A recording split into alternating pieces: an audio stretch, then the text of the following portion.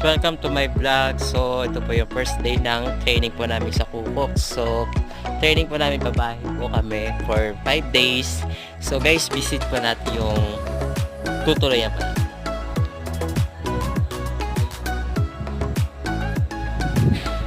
Ayan po, guys. Para kang nasa ito po yung sala, dining area, kitchen po. Yan.